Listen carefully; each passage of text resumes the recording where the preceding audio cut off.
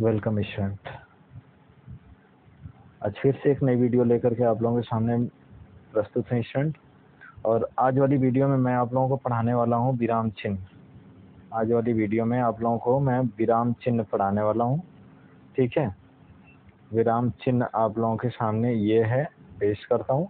और विराम चिन्ह में आप लोगों को आज मैं विराम चिन्ह और उसके 20 टाइप्स बताऊंगा। ठीक है, मतलब उनके पार्ट डिस्कस करूंगा। और इसके बाद जो अगली वाली जो वीडियो होगी उसमें आप लोगों को सादा टॉपिक वाइज चल लगेगा। ठीक है, टॉपिक वाइज का मतलब यह है कि पहले आपका विराम चिन्ह में कौन सा आता है, फिर उसके बाद कौन सा पार्ट आता है, उसके बाद कौन सा पार्ट आता है, विद डिफिनीशन वाइज, जैसे पूर्ण विराम, अर्ध विराम। ठीक है ना, विद डिफिनीशन वाइज हम लोग चलेंगे। डिफिनीशन मतलब परिभाषा। ठीक है, परिभाषा को हम लोग देखते हुए चलेंगे। और आशा नहीं करता हूँ स्टूडेंट, पूरा विश्वास करता हूँ कि आप लोगों को चीज़ें बिल्कुल समझ में आएंगी। ठीक है, बिल्कुल चीज़ें समझ में आएंगी। ठीक है, चलिए आगे चलते हैं।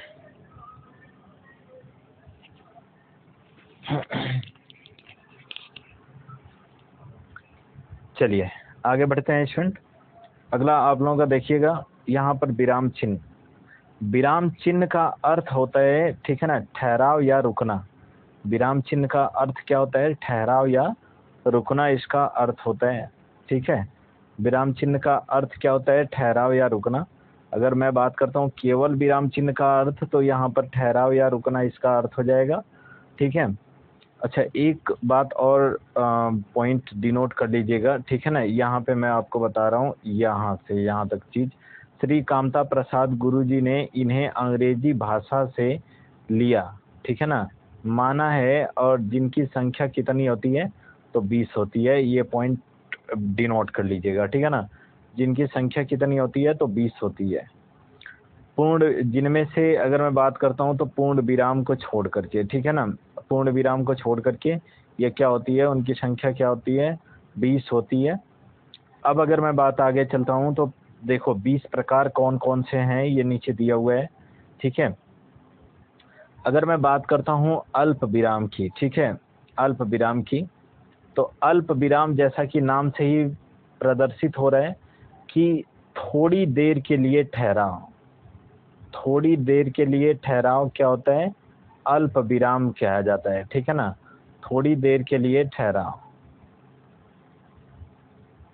ठीक है, थोड़ी देर के लिए ठहराव क्या होता है? तो यह अल्प विराम चिन्ह कहलाता है। ठीक है, अब इसके बाद बात करते हैं अर्ध विराम चिन्ह का।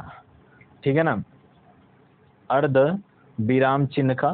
ठीक है, अब अर्ध विराम चिन्ह का मतलब यह होता है कि अल्प विराम चिन्ह से ज्यादा समय देर तक ठहरना। ठीक है ना, इससे जो है, इससे ज्यादा टाइम तक ठहरना। ठीक है ना, तो ज्यादा टाइम तक ठहरना क्या हो जाएगा? ठीक है, ज्यादा टाइम तक ठहरना क्या हो जाएगा? यह अर्ध विराम कहलाएगा। ठीक है ना, अब बात आती है आप लोगों के सामने पूर्ण विराम। पूर्ण विराम क्या होता है? देखो, पूरी तरीके से रुक जाना, पूरी तरीके से रुक जाना। ठीक है ना, पूरी तरीके से रुक जाना जो होता है वह पूर्ण विराम कहलाता है। प्रश्न चिन्ह आप लोग जानते हो कि किसी से प्रश्न करना, प्रश्न का करना। ठीक है ना, क्या करना? प्रश्न करना। ठीक है ना, किसी से प्रश्न कर रहे हो तो यह क्या हो जाएगा? यह आपका प्रश्न चिन्ह हो जाएगा। आश्चर्य या विस्मयादि बोधक चिन्ह क्या होता है?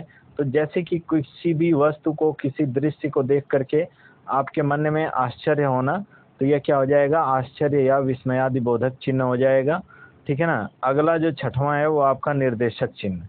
निर्देशक चिन्ह आप लोग जानते हो, बिल्कुल पटपाई जैसा होता है, जैसे राम श्याम सीता गीता। ठीक है ना, ये सारे क्या हो जाएंगे? ये निर्देशक चिन्ह में आते हैं। ठीक है, चलिए अगला टॉपिक लेकर के चलता हूँ। तो अगला इसमें दिया हुआ है 7वां कोष्ठक। ये कोष्ठक होगा, सही से लिख लीजिएगा। ठीक है ना, कोष्ठक है तो कोष्ठक देखिएगा, कोष्ठक वाले तो कोष्ठक ही रहते हैं भाई। ठीक है ना, अवतरण चिन्ह इन्वर्टेड कॉमा को कहा जाता है। ठीक है, अवतरण चिन्ह इन्वर्टेड कॉमा को कहा जाता है। ठीक है, इसके बाद अगर मैं बात करता हूँ उप विराम चिन्ह, तो उप विराम चिन्ह ये होता है जिसके बीच में क्या लग जाता है? 2 ठो बिंदी लग जाती है, तो उसे उप विराम चिन्ह कहते हैं। ठीक है ना। विवरण या आदेश चिन्ह, देखो ये होता है किसी हेडिंग के बाद लगाया जाता है विवरण या आदेश चिन्ह, इसलिए यह हेडिंग के बाद लगाया जाता है कि यह किसी की विवरण को प्रस्तुत कर सके। ठीक है।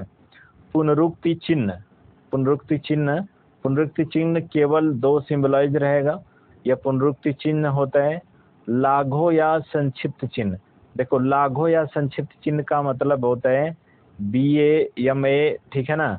और ये सारी चीजें क्या होती हैं, यह आपके लाघव या संक्षिप्त चिन्ह होते हैं। ठीक है।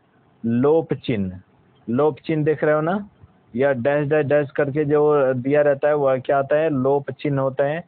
आगे अगर मैं बात करता हूँ दीर्घ उच्चारण चिन्ह, तो दीर्घ उच्चारण चिन्ह आपका क्या दिया हुआ है, तो देखो दीर्घ उच्चारण चिन्ह 2 जैसा बनता है। ठीक है ना, दीर्घ उच्चारण चिन्ह हो जाएगा। इसके बाद हंस पद या त्रुटि चिन्ह होता है, तो हंस पद ऊपर की तरफ से ऐसे उठा हुआ होता है। ठीक है ना, हंस पद या त्रुटि चिन्ह इसको बोलते हैं। ठीक है। चलिए नेक्स्ट चलते हैं।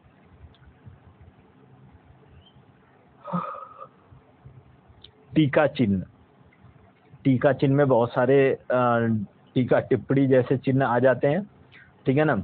अगर मैं बात करता हूँ तुल्य सूचक, तो तुल्य सूचक में केवल बराबर का चिन्ह आता है। अगर मैं बात करता हूँ समाप्ति सूचक, तो समाप्ति सूचक में आप देख रहे हो कि इस प्रकार के चिन्ह आते हैं। ठीक है ना। रेखांकन चिन्ह, तो रेखांकन चिन्ह आप लोगों को पता होगा कि रेखांकन चिन्ह रेखा जैसा दिया रहता है। नुक्ता या पाद बिंदु, नुक्ता या पाद बिंदु यहाँ पर दिया हुआ है।